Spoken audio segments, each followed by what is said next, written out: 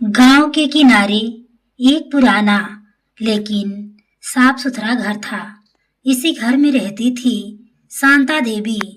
पूरे गांव में मशहूर, लेकिन किसी अच्छे कारण से नहीं, बल्कि अपनी भयंकर कंजूसी के कारण। लोग कहते थे, अगर शांता देवी के हाथ से सिक्का गिर जाए तो वो जमीन भी खोद डाले।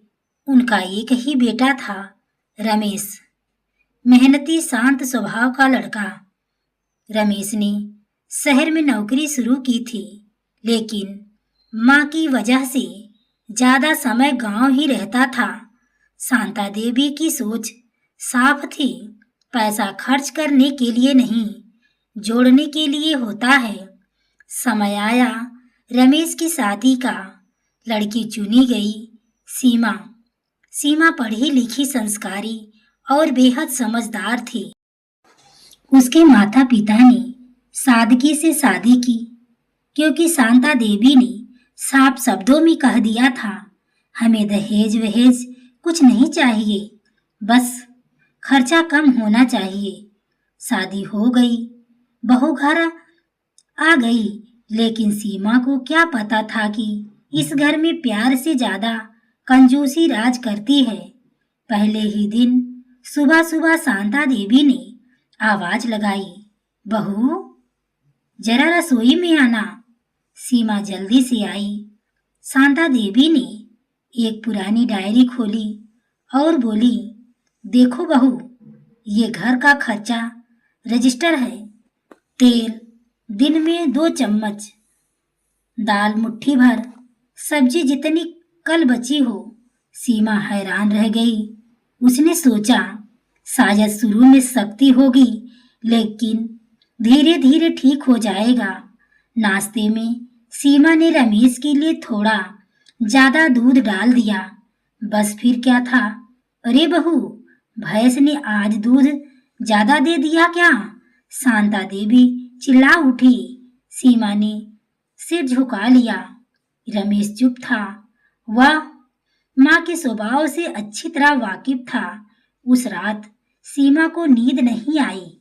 वह सोचती रही, क्या पूरी जिंदगी ऐसे ही नाप तौल में गुजरेगी? उसे नहीं पता था कि यह तो सिर्फ शुरुआत थी। आगे आने वाले दिन उसकी परीक्षा लेने वाले थे। सीमा की शादी को अभी मुश्किल से 1 हफ्ता हुआ था, लेकिन उसे लगने लगा था जैसे वह इस घर में सालों से परीक्षा दे रही हो। यहाँ हर चीज का हिसाब था, रोटी दाल सब्जी, यहाँ तक कि पानी भी। सुबह होते ही शांता देवी रसोई में पहुंच जाती।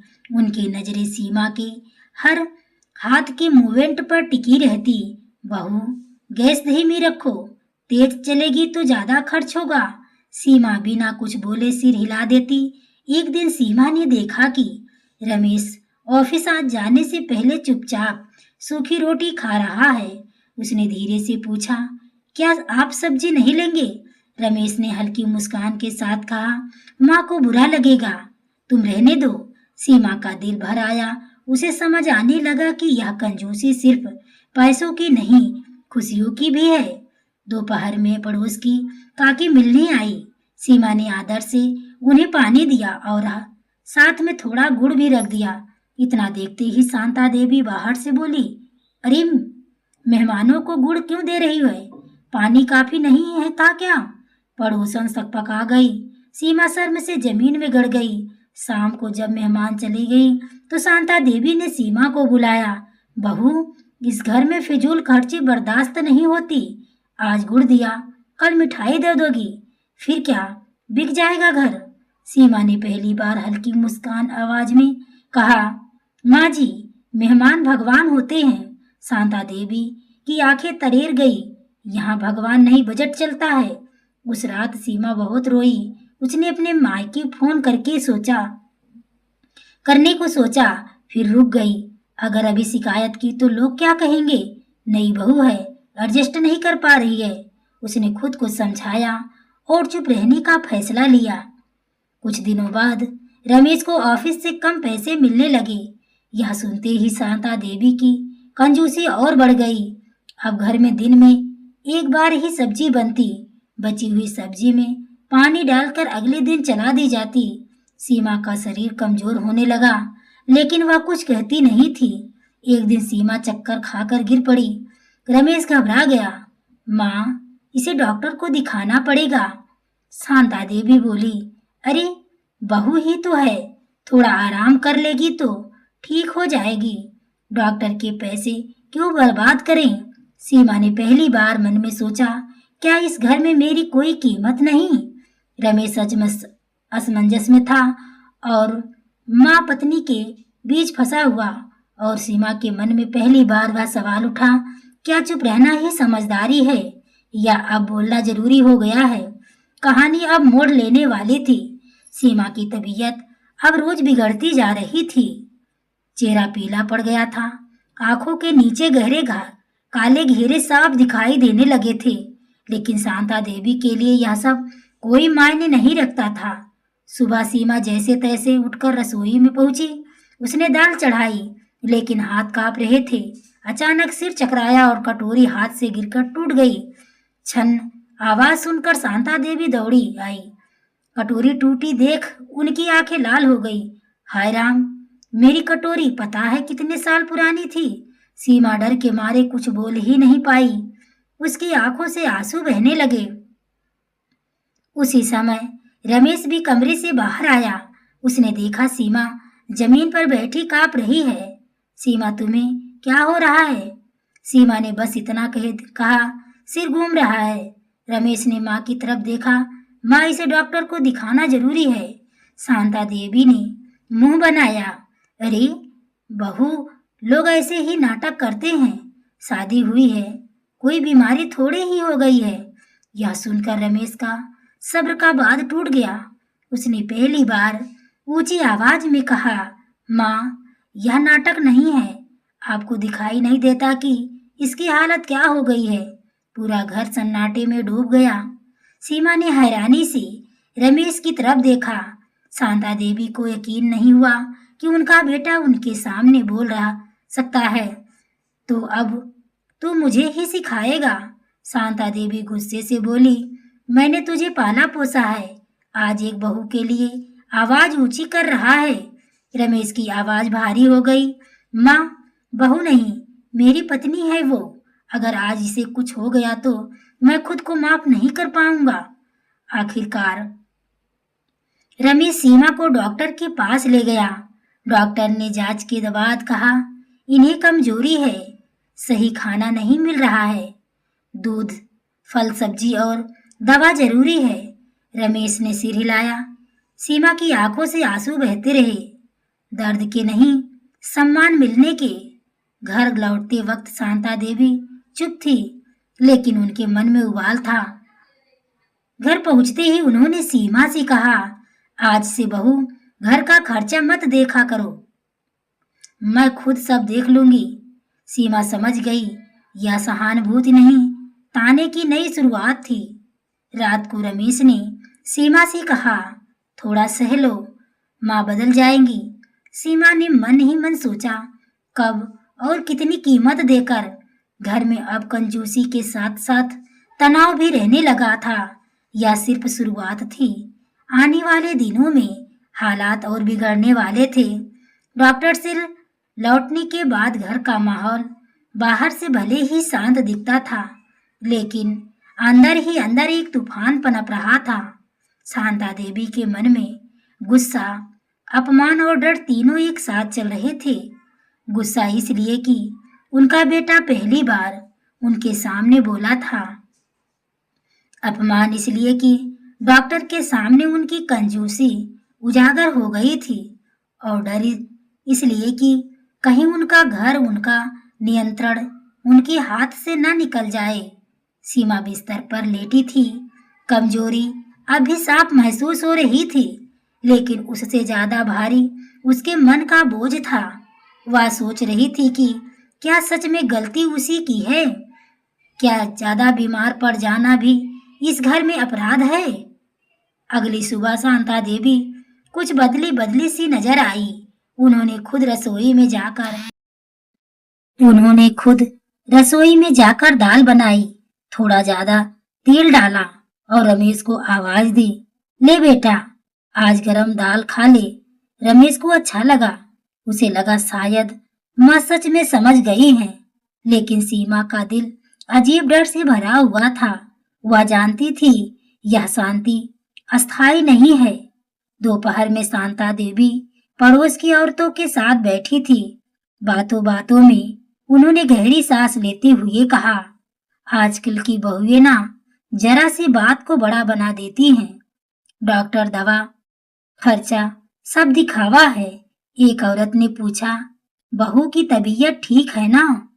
शांता देवी ने सिर हिलाया, अरे सब ठीक है, बस काम से बचने के बहाने होते हैं। हमारे जमाने में तो औरतें खेत में भी काम करती थी और घर भी संभालती थी। ये बातें सीमा के कानों तक पहुंच गई। वह रसोई में खड़ी सब सुन रही थी। हर शब्द जैसे उसके दिल में चुभ रहा था। उसकी आंखों से आंसू बह निकले, लेकिन उसने आवाज नहीं की। शाम को शांता देवी ने रमेश को अलग ले जाकर कहा, बेटा जरा ध्यान रखना, आजकल की लड़कियां बहुत चालाक होती हैं, बीमारी का बहाना बनाकर खर्च करवाती हैं, फिर माँ बेटे के बीच फूट डाल देती हैं। रमेश चौंक गया, माँ आप ऐसा कैसे सोच सकती हो? शांता देवी ने तुरंत पलट कर कहा, क्यों, क्या मैंने झूठ कहा? आज डॉक्टर, कल मायके वाले फोन, फिर अलग रहने की जिद। उसी समय सीमा कमरे से बाहर आई। उसकी आवाज कांप रही थी, लेकिन शब्द साफ थे। माँ जी, अगर आपको लगता है कि मैं चालाक हूँ तो मुझे सीधे कह दीजिए।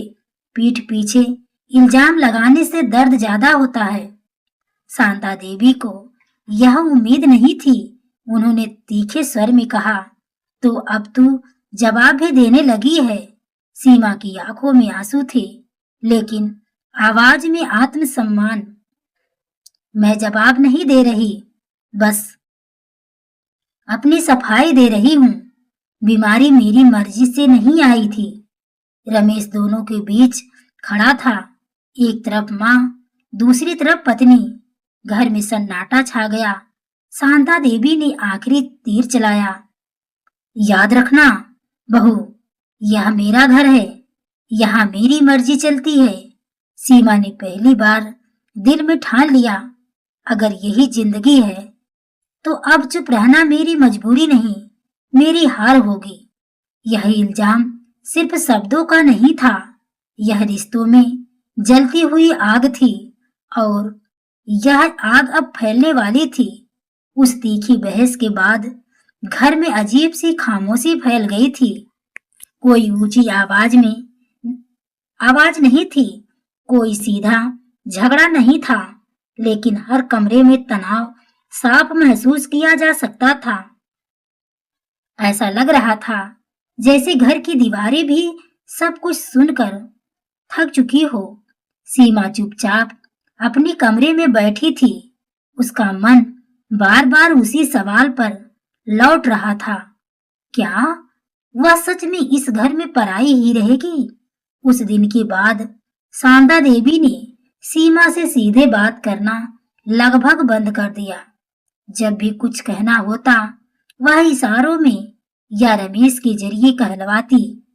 खाने की थाली चुपचाप रख दी जाती, ना कोई प्यार, ना कोई अपनापन। सीमा समझ रही थी कि यह सजा है बोलने की। सीमा की तबीयत थोड़ी बेहतर हुई थी, लेकिन मन की थकान बढ़ती जा रही थी। वह सुबह उठती, घर का काम करती और फिर एक कोने में जाकर बैठ जाती। पहले जो वह हर काम मन लगाकर करती थी, अब उसमें बस जिम्मेदारी बची थी, भावना नहीं। एक दोपहर रमेश ने उसे ऐसे ही खामोश बैठे देखा तो पास आकर बोला, तुम कुछ बोलती क्यों नहीं? अब सीमा ने उसकी तरफ देखा। आंखों में थका हुआ सुकून था। कहने को बहुत कुछ था, लेकिन समझ नहीं आता किससे कहूँ। उसी शाम सीमा को उसके मायके से फोन आया। माँ ने प्यार से पूछा, बेटा सब ठीक तो है ना? सीमा की आंखें भर आई, लेकिन उसने खुद को संभाल लिया। हाँ माँ, सब ठीक है। फोन रखते ही वह बहुत देर तक दीवार को देखती रही। उसे लगा जैसे वह दो दुनियाओं के बीच फंसी हुई है। एक जहां उसे समझा जाता है और दूसरी जहां उसे सिर्फ सहना पड़ता है। रात को सीमा ने एक बड़ा फैसला लिया। उसने रमेश से शांति से कहा, मैं आपकी माँ के खिलाफ नहीं हूँ, लेकिन अब रोज रोज खुद को कमजोर महसूस नहीं कर सकती। मैं बहस नहीं चाहती, बस थोड़ी इज्जत और जरूरत के समय समझ। रमेश चुप रहा। उसके मन में भी तूफान था। वह माँ की आदतें जानता था, लेकिन पत्नी की हालत भी देख रहा था। अगली सुबह सीमा ने कुछ अलग किया। वह रसोई में गई, लेकिन पहले की तरह डरते डरते नहीं। उसने जरूरत भर सामान लिया, ठीक से खाना बनाया और किसी से कुछ नहीं पूछा। जब शांता देवी ने टोका, तो सीमा ने शांति से कहा, माँ जी, डॉक्टर ने जो कहा है मैं बस वही कर रही हूँ। उसकी आवाज में ना गुस्सा था, ना डर, बस दृढ़ता थी। शांता देवी कुछ पल के लिए चुप हो गई। उन्हें यह बदलाव समझ नहीं आया। यह वही बहू थी जो हर बात पर सिर झुका लेती थी। आज उसमें अजीब सा आत्मविश्वास था। सीमा जानती थी कि यह लड़ाई जोर शोर से नहीं जीती जाएगी। यह लड़ाई धैर्य, आत्मसम्मान और सही समय की थी, और यही उसका चुप्पी का फैसला था। ना डर से भरी चुप्पी, बल्कि सोच समझ कर ली गई खामोशी। तो दोस्तों, हर चुप्पी कमजोरी नहीं होती। कभी कभी खामोशी भी अपने आप में एक मजबूत फैसला होती है। तो दोस्तों, आपको यह कहानी कैसी लगी? कमेंट में अपनी राय जरूर दें। कहानी अच्छी लगी हो तो वीडियो को लाइक, शेयर, सब्सक्राइब, हाइप करना ना भूलें। पूरी कहानी को सुनने के लिए आपको तहे दिल से धन्यवाद।